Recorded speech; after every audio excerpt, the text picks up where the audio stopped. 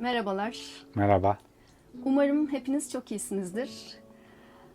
En son yaptığımız Instagram paylaşımlarında demiştik ki dünya için küçük, bizim için büyük bir karar verdik. Bundan sonra sizlerle paylaşacak sadece yol hikayelerimiz değil, bir hayat hikayemiz de olacak. Fakat sizlerle böyle bir hikaye paylaşmayı hiç beklemiyorduk, hiç tahmin bile edemezdik. YouTube için planladığımız, lokasyonlarını belirlediğimiz, hazırlıklarını yaptığımız yeni videolarımız vardı. Ve bunları da sizlerle paylaşmak için çok heyecanlıydık. Ama maalesef hayat her zaman planladığımız gibi gitmiyor. Evet, maalesef hayat her zaman planladığımız gibi gitmiyor ve şu anda hiç tahmin edemeyeceğimiz, hiç aklımızda olmayan bir video ile karşınızdayız. Öncelikle bizi tanımayanlar için kısaca kendimizden ve hayatımızın geri kalanıyla ilgili planlarımızdan bahsedelim. Biz üniversiteye hazırlık yıllarında, üniversite hazırlık için gittiğimiz dershanede tanıştık ve ilk tanıştığımız, lise son sınıftaydık ve ilk tanıştığımız günlerde de hayatın bundan sonraki bölümünü biz artık birlikte yürürüz diye düşünmüştük ki çok şükür de öyle oldu. 2009 yılında evlendik. Sonra yıllar geçti. 2017 yılında oğlumuz Uras dünyaya geldi ve böylece ekip 3 kişi oldu. Diyebilirim ki evlendiğimiz günden itibaren hayatımızla ilgili bir hedefimiz vardı. Hani böyle çok yaşlanmadan, emekli olmayı beklemeden, zamanı kendi istediğimiz şekilde yönetebileceğimiz bir yaşam şekli kurmak istiyorduk. Ne istediğimizi biliyorduk. Bununla ilgili hayatımızı da şekillendiriyorduk zaten. Ama tam olarak hangi aşamada işte kurumsal hayattaki kariyerlerimizden, var olan hayat tarzımızdan vazgeçeceğimizden çok emin değildik. Öncelikle bir deneme yapmaya karar verdik. Ücretsiz izin alarak işlerimize bir süre ara verip uzun bir seyahate çıkmayı planladık. Böylece yeni yaşam şeklimizi de test etmek istedik. İlter bir yıl ücretsiz izin aldı. Benim içinse işler biraz farklı gelişti. Ben 2023 Mayıs ayında 11 yıldan beri çalıştığım firmamdan istifa ederek görevimden ayrıldım. 2023 Mayıs ayında ben işimden istifa ettikten hemen sonra yola çıktık ve Yunanistan, İtalya ve Türkiye'yi kapsayan ve yaklaşık 5 ay süren bir rota yaptık. Bu rota hem çok keyifliydi hem de bizim için çok öğretici oldu. Bu rotayla birlikte hem hayalimizdeki yaşam şekline daha çok yaklaştığımızı hissettik hem de yapabileceğimize dair, kafamızdakileri yapabileceğimize dair bizim için ikna edici bir rota oldu. Bu rotayı da aynı zamanda sizinle hem Instagram üzerinde paylaştık hem de YouTube'da paylaştığımız videolarla hem kendimiz için ölümsüzleştirdik hem de sizlere de fikir veren videolar üretmiş olduk. Bu aşamadan sonra bizim için aslında sadece bir hobi olan YouTube'da içerik üretmek işi bizim için daha keyifli hale gelmeye başladı ve daha fazla video üretmek, sizinle daha fazla video paylaşmak istedik. Kış boyunca hem karavanla hem de çadırla yaptığımız kamplarda çok keyif alarak, aynı zamanda da çok emek harcayarak çekimler yaptık. Bunları keyifle izlenebilecek videolara dönüştürdük. Emeğimizin de karşılığını aldık. Güzel izlenme sayılarına ulaştı kanalımız ve aynı zamanda global olarak da izlenmeye başladı. Bu arada zaman geçti. İlter'in ücretsiz izni bitmiş oldu ve işe geri döndü. İlter işe başladıktan sonraki süreç bizim için biraz daha zorlayıcıydı.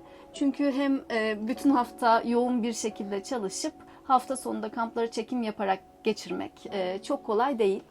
Ama biz odaklandığımız noktadan vazgeçmedik ve bu şekilde devam etmeye, işte hafta içi iş, hafta sonu kamplarda yapılan çekimlerle hayatımızı sürdürmeye devam ettik ve bu esnada da İlter'in de kurumsal hayatla vedalaşacağı tarihi de belirlemiştik zaten. Temmuz ayı itibariyle İlter de kurumsal hayattaki görevini sonlandırdı. Böylece Temmuz ayı itibariyle bizim için hayatımızda çok yeni bir başlangıç, çok yeni bir deneyim başlamış oldu. İlk günleri kısa rotalarla, kamplarla, çekimler yaparak değerlendirmeye başladık. Sonrasında Eylül ayı için uzun bir yurt dışı rotası planımız vardı. Eylül ayına kadar da yazı çoğunlukla yakın lokasyonlarda yaptığımız kampları çekerek ve sizlerle paylaşarak değerlendirmeyi planlıyorduk. Sosyal medyada yapacağımız paylaşımlarla ilgili de planımız şu şekildeydi. İşte gittiğimiz kamp alanları, ülkeler, şehirler ya da ne bileyim kullandığımız ekipmanlar, ürünlerle ilgili daha bilgilendirici içerikleri sizlerle Instagram üzerinden paylaşmayı hedefliyorduk. YouTube'da da yaptığımız kampları bütün o doğanın güzellikleriyle keyifle izlenebilecek videolara dönüştürmeyi ve YouTube'da da her hafta düzenli olarak video paylaşmayı hedefliyorduk. Süreç bizim için oldukça keyifli başlamıştı. Sonra 9 Ağustos'ta burasında doğum günüydü. Kampa gitmek için tüm hazırlıklarımızı yapmıştık. Deneyimlemeyi de çok istediğimiz off-road bir karavanla kampa gidecektik. Hem kamp için hem de yapacağımız çekimler için çok heyecanlıydık. Sonra yola çıktık. Evden çıkalı henüz işte 10-15 dakika falan olmuştu. Bursa'dan İzmir istikametine doğru devam ediyorduk. Yolda sakindi. Böyle işte öğleden önce 10.30-11 civarları. Yolda gayet sakindi. Yani önümüzde, sağımızda hiçbir araba yoktu. Biz de sakin sakin işte yaklaşık 70 kilometre falan hızla devam ediyorduk. Sonra ya birden nasıl olduğunu bile anlamadığım bir şekilde böyle sağ tarafımızdan bir tır çok hızlı bir şekilde önümüze doğru çapraz bir şekilde önümüze doğru kırdı. Yani o ilk saniyeleri ben hatırlıyorum. Sanki bilinçli olarak bizi ezmek için geliyor gibiydi. Zaten biz Çok da anlam veremedik zaten o an. Anlayamadık yani çok önümüze geldiği anda ilk darbeyi o zaman mı aldık? Onu çok hatırlamıyorum ama zaten yavaş da olduğumuz için o tırı önümüze geldiği anda biz frene basıp durduk. Çok çabuk bir şekilde durduk.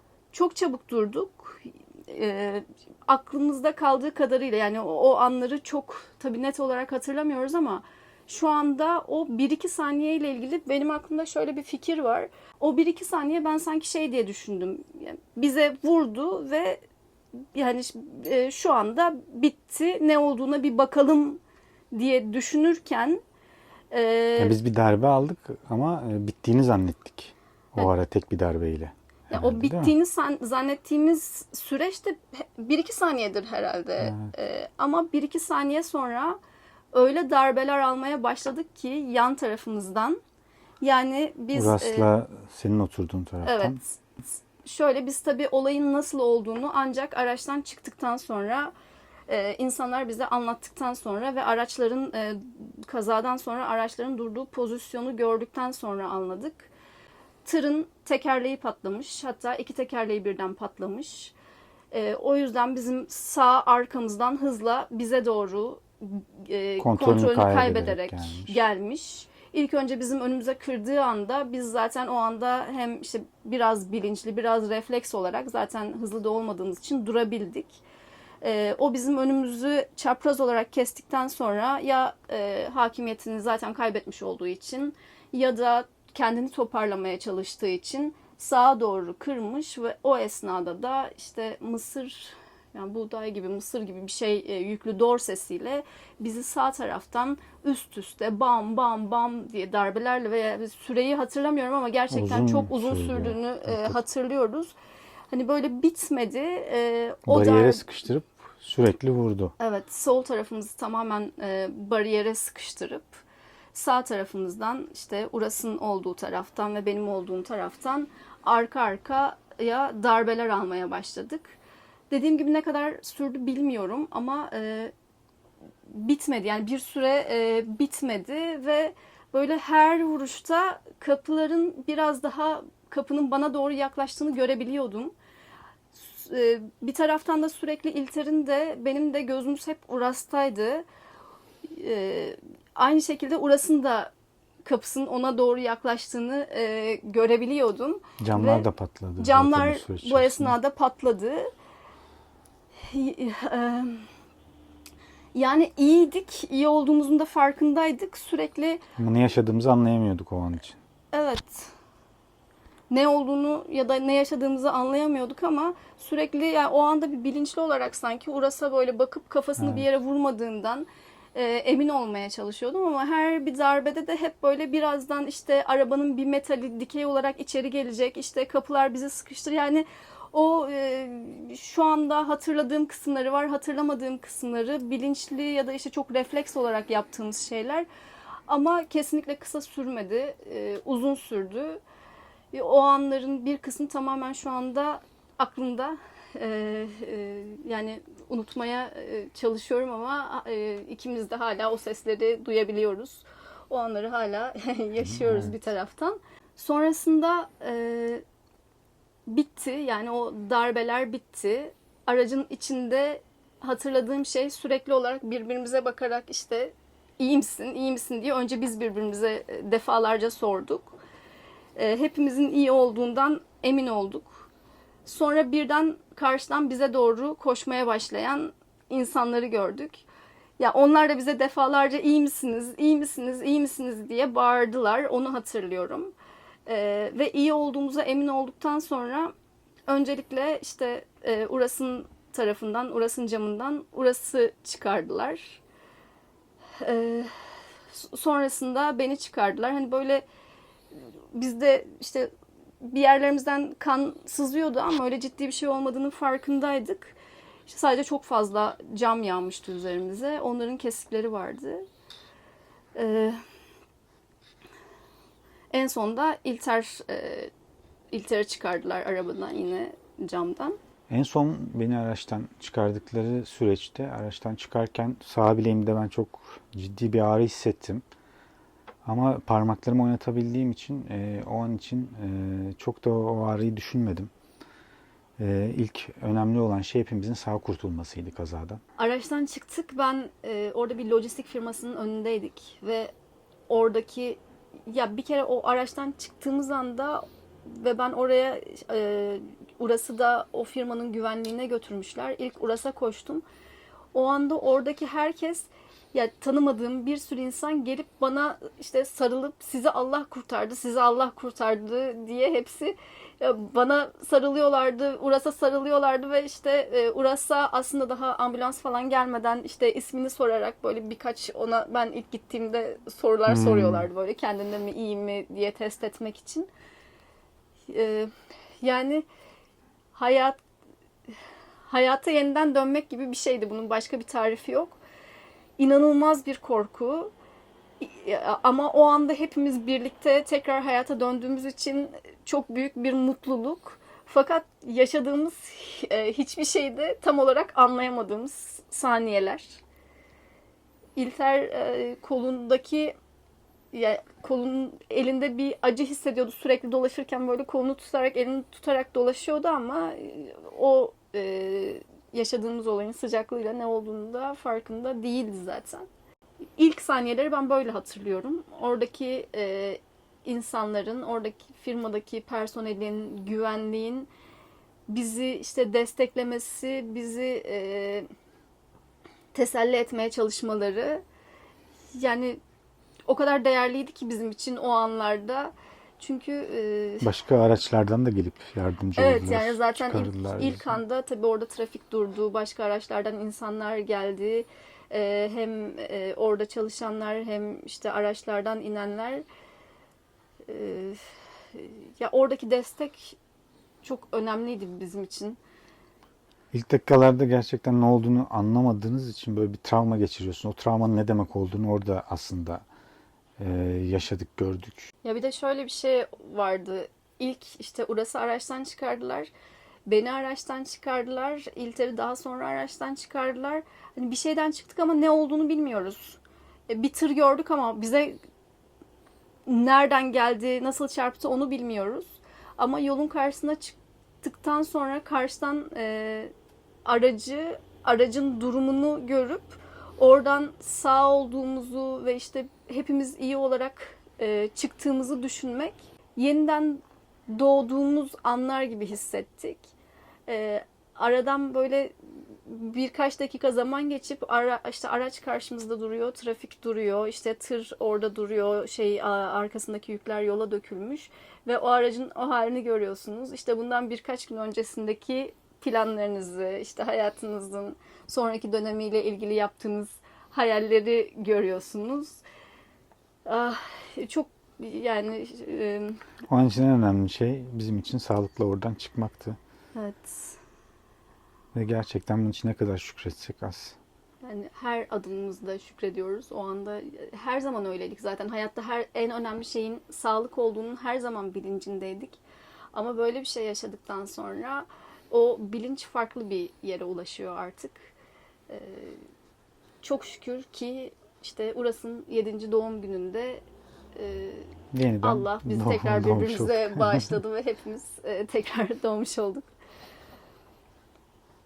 Bu esnada İlter'in kolundaki işte kırığı biz ilk etapta hiç anlamadık. İlter sürekli işte bileğini tutarak dolaşıyordu, bir şeyler yapmaya çalışıyordu. İşte polis geldi, jandarma geldi, ambulans geldi ve yaklaşık biz kazanın olduğu yerde 4 saat kadar falan zaman geçirmişizdir. İşte en son araç çekilene kadar. Bu esnada işte orada bize anlatılanlardan öğrendik ki tır bizim arkamızdan gelirken lastiği patlamış. Hatta ilk bize gelirken mi yoksa bize ilk darbeyi vurduktan sonra mı oldu bilmiyorum ama bu lojistik firmasına da doğru da yalpalamış. Yani orada güvenliğin önünde de oturuyorlarmış ve onlar da bir kaçışmışlar. Böylelikle işte biz kazanın nasıl olduğunu öğrenmiş olduk. Tır bizden epey bir mesafe sonra durabilmişti zaten. Ve zannediyoruz ki ilk önce o bize sağ çaprazdan gelirken ön tarafımızda ilk darbeyi vurdu. Sağ lastiğe vurdu herhalde. Sağ lastiğe vurdu.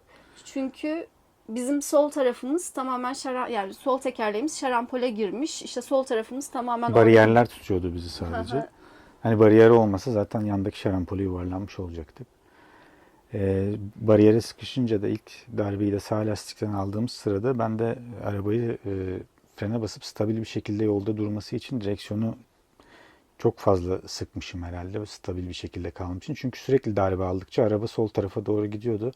Birçok darbede üst üste ilk darbeyle beraber lastik ve sonrasında sağ tarafımıza geldiği için bileğim zorlanmış ve direksiyonda bu şekilde sıkı tutarken anladığım kadarıyla kırıldı. Çünkü arabadan indikten sonra baktığımızda arabanın ön sağ lastiği kopmuş ve sağ tarafa bakıyordu. Sol lastik kırılmış, sol tarafa bakıyordu. O esnada İlter'de aracı sabit tutabilmek için yani o tekerlekler o şekilde dönerken direksiyona gelen bütün gücü karşılamış, Evet. mukavemet uygulamış Bileğime ve absorbe etti muhtemelen bütün gücü. herhalde o şekilde oldu. İlk anda biz ya o sıcaklıkta kırık olduğunu anlamadık zaten.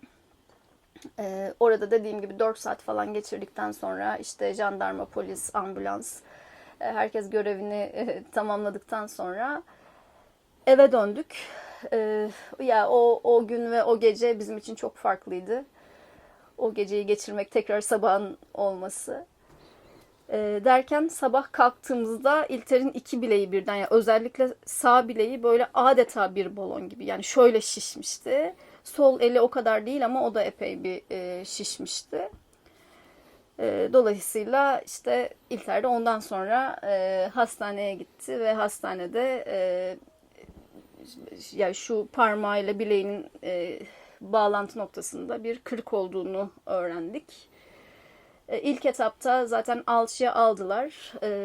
Bir hafta sonra tekrar kontrol edileceğini ve gerekirse bir operasyon geçirmesi gerekeceğini belirtti doktor. Derken bir hafta sonrasında da işte kontrol edildiğinde operasyon geçirmesi gerektiğini karar verdiler. Kazadan bir hafta sonra İlter bir operasyon geçirdi ve kırık kısma vida takıldı. Kemik tamamen kırılmış. Şurada bulunan skafoid kemiği. Yanlış telaffuz etmiyorsam. Bu da enteresan bir kemik. Yani çok kolay ve sık kırılan bir kemik değil. Ama kırıldığı zaman da tamamen koptuysa eğer mutlaka bir vida veya başka bir parça ile birleştirilip kaynayabilen bir kemikmiş. Kaynaması da çok uzun sürüyormuş. Doktorla görüştüğümüzde 6 ay civarında bir kaynama süresi vardı. Ama işte 1,5 ay alçıda kalacak. Sonraki süreci de takip edeceğiz dedi. 1,5 ay sonra bileğimi hareket ettirmeye başlayacağım diye umuyorum. Çok şükür biz bu kazadan sağ salim çıktık. O gün üçümüzün birlikte eve girdiğimiz anlar paha biçilemezdi. Yani hayatımızda böyle bir şey daha önce yaşamamıştık, bu hissiyatı. Ve Allah kimseye de yaşatmasın. gerçekten Allah Tekrar da ne bize yaşamak tekrar böyle bir istemiyoruz. şey yaşatsın, ne de hiç kimseye böyle bir şey yaşatmasın. Bunun olduğu anlar, sonrasındaki travma ve onu atlatmaya çalışma süreci çok farklı. Ama her defasında, her adımımızda şükrediyoruz. Çok şükür. Yani çok şükür ki biz birlikteyiz ve sağlıklıyız. Böyle bir kazayı sadece bu, yani fiziksel anlamda bu kırıkla atlatmış olduk. Büyük bir kaza geçirdik. Kaza her zaman insanın başına gelebilecek bir şey. İşte biz Cuma günü bu kazayı geçirdik. İşte Salı günü mü kaza raporu çıkmıştı? Evet. Salı günü kaza raporu çıktıktan sonra gördük ki böyle bir şeye sadece kaza demek çok da doğru değil. Çünkü kaza raporunda yazan şey şuydu: İşte sürücü ismi, plaka vesaire, servis freni ve lastiklerinin noksan, bozuk veya teknik şartlara aykırı olan araçları kullanmak maddesini ihlal ettiği. Kaza tutanağında hata oranı 8'de 8 olarak tır şoförüne ait zaten. Ama burada işte ihlal edilen şeye baktığınızda ve karşısında olabileceklere baktığınızda gerçekten trafikte ne kadar güvende olmadığımızı aslında hissedebiliyoruz. Ve birkaç madde daha vardı. 8'de 8 karşı tarafı kusurlu olduğunu gördüğümüz. Bunların sadece bir tanesi bile çok ciddi bir şekilde karşı tarafın hayatını riske atabilecek. Hem kendi hayatını hem karşı tarafın hayatını çok kolaylıkla riske atabilecek maddeler içeriyordu. Yani ben bu kazayı atlattığımız anda tır şoförü de oradaydı. Görmedim ama kendisini. Onun için de çok sevindim. Gerçekten, çünkü bir insan böyle bir vicdan azabının altından kalkamazdı. Fakat tır kullanan birisinin, ki altındaki araçlar inanılmaz büyük. Yani bizim Yüklü ağırlıkları çok ciddi bir ağırlık. çok evet, ağırlar, Uzunlar. ve böyle ihlallerle yola çıktıklarında böyle kazalara zemin hazırlamış oluyorlar. Yani biz şu anda bu kazayı yapalı 3 hafta kadar oldu. İşte video yayına girdiğinde birkaç gün daha geçmiş olacak. Ve her akşam uykularımızı kaçıran şey bu kaza sonucunda olabilecek olan olasılıklar. Ya şöyle olsaydı, ya böyle olsaydı, ve o olasılıklara o kadar yakındık ki hiçbirinin Olmaması mucizeydi. Gerçekten bizim o araçtan sağ salim ve sadece işte böyle bir yaralanmayla çıkmamız gerçekten mucizeydi. Binek bir araç olsaydık şu anda ne Evet, araç ben de vardı tam ne biz vardık onu ortada. söyleyecektim. Eğer küçük Kimse bir araç bulamazdı olsaydı parçalarımızı. mümkün değildi böyle olması. Yani bizi her şeyden önce Allah korudu ve aracımızın da büyük olması buna vesile oldu. Biliyorsunuz bizim aracımız karavanımızla birlikte epey uzun. Neredeyse bir tır kadarız. Ve yaptığımız seyahatlerde birçok gecemizi tır parklarında uyuyarak geçirmişizdir. Orada da işte tır şoförleriyle hep sohbet ederiz. Hatta bir tanesinden sonra Uras uzunca bir süre ben tır şoförü olmak istiyorum demişti. Orada tırın içini göstermişti abi ona. Dolayısıyla çok fazla tır şoförü tanıdık. Sorumluluğunun tamamen bilincinde, yaptığı işin ciddiyetinin çok farkında ve yollarda ne kadar önemli bir rol oynadığını çok iyi bilen. Ama bize böylesi denk gelmedi maalesef. Biz ya burada söylemek istediğimiz en önemli noktalardan bir tanesi de bu açıkçası. Tır şoförleri, kamyon şoförleri, araçları çok büyük, çok yüklü, çok ağır. Dolayısıyla yani hepimiz trafikte işte bisikletinden motosikletine, işte tırından arabasına herkes başından sonuna bütün kurallara uymak zorunda. Ama en büyük risk teşkil eden de işte bu tırlar, kamyonlar, en ufak bir ihlali burada 3 kişinin canına mal olabilirdi. Çok şükür ki biz hayattayız, birlikteyiz ve umuyoruz ve dua ediyoruz ki Allah bundan sonra ne bize, ne sizlere, ne de hiç kimseye böyle bir şeyi tekrar yaşatmasın. Biz böyle bir videoyu sizlerle paylaşmak istedik. İnsan böyle travmalar yaşadıktan sonra bunu içinde tutmaması gerekiyor. Biz o günden bu yana bunu ailelerimizle, arkadaşlarımızla sağ olsun herkes bize çok destek oldular. Sürekli paylaşarak bunun içimizdeki ağırlığını azaltmaya çalışıyoruz ve bunu da başarıyoruz. Sizlerle de bu sebeple paylaşmak istedik. İkinci olarak bizim YouTube videolarımızda dünyanın dört bir yanından bizi izleyenler, sevenler sağ olsunlar bizlere yorumlar yazıyorlar. İşte çok güzel bir ailesiniz, Allah sizleri birbirine bağışlasın gibi. Bu yorumların değerini zaten çok iyi biliyordum. Her okuduğumda duygulanıyordum ama bu noktada daha ne kadar değerli olabileceğini anladım ve yani bu süreçte de sizin iyi dileklerinizin bizi ne kadar motive edeceğini bildiğimiz için de bunu paylaşmak istedik. Ve üçüncüsü de şunu bilmenizi istedik. Başta bahsettiğimiz gibi biz hayatımıza farklı şekilde devam etmek üzere kararlar aldık. Kurumsal hayatlarımızla vedalaştık ve hayatımızın bundan sonraki kalanında işte seyahat ederek, yaptığımız kampları sizlerle paylaşarak bu şekilde bir süreç yaşamak istiyoruz. Ama tabii şu anda buna istem dışı olarak ara vermek zorunda kaldık. Şu anda bir sürü planladığımız yeni videomuz vardı fakat şu anda yeni video çekmek için en önemli ekipman olan aracımız yok. Ve sağ kolum. Aynen. Yani aracımız ve işte drone kullanan, kamera kullanan sağ kolumuz şu anda bizimle değil. Bu süreçte bir 2 hafta, 3 hafta geçti. Bir 4 haftalık bir süreç var alçıyı çıkarmam için. Evet yani şu anda 3 haftası geçmiş oldu. 4 hafta sonra alçı çıkmış olacak. Ondan sonra biraz daha önümüzü göreceğiz. Tabii bu hukuki süreç işte sigortalarla ilgili kısım sonuçlanmış olacak. Dolayısıyla araçla ilgili de adımlar atacağız.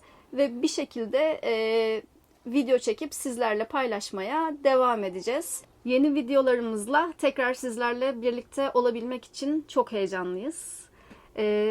Daha önce de belirttiğim gibi biz hayatımızı bu şekilde planladık. Hayatımızda bu yönde ilerleyecek şekilde değişiklikler yaptık. Kurumsal işlerimizden vazgeçtik.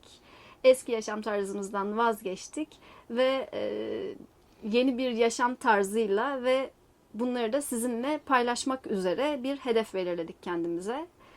Ve şu anda sağlıklı ve birlikte olduğumuza göre bunu tekrar başarmak için hiçbir engelimiz yok. Sadece biraz zamana ihtiyacımız var. Ya şunu da söylemek istiyorum. İlk günlerde hani bırakın tekrar video çekmeyi falan tekrar arabaya da binemeyeceğimi düşünüyordum. Yani belki de bir işte bir haftalık süreç böyle geçti. Tekrar yaşadık çünkü tekrar yaşadık. Tekrar arabaya binebileceğimi, tekrar trafiğe çıkabileceğimi, işte yani kampa gitmeyi bırakın araca bile tekrar binemeyeceğimi düşünüyordum. Ama işte 3 haftalık süreçte yakınlarımızın, arkadaşlarımızın desteğiyle sürekli içimizi dökmekle ve bizi motive etmeleriyle şu anda bu motivasyona ulaştık. Tekrar yapabileceğimiz hissine çok şükür ulaştık ve tekrar yapabileceğimize artık inanıyoruz ve bu noktada da zaten sizlerle bu paylaşımı yapmak istedik. Zaman ayırıp izlediğiniz için çok teşekkür ederiz. Bu zamana kadarki videolarımızda yaptığınız güzel yorumlarınız, destekleriniz ve bizi motive ettiğiniz için çok teşekkür ederiz ki biz o yorumlar ve motivasyon sayesinde hayatımızla ilgili böyle bir karar aldık. Hepinize sevdiklerinizle birlikte sağlık dolu, kazasız, belasız günler diliyoruz. Hepinizi çok seviyoruz. İzlediğiniz için tekrar çok teşekkür ederiz. Tekrar görüşmeyi sabırsızlıkla bekliyoruz. Hoşça kalın. Hoşça kalın.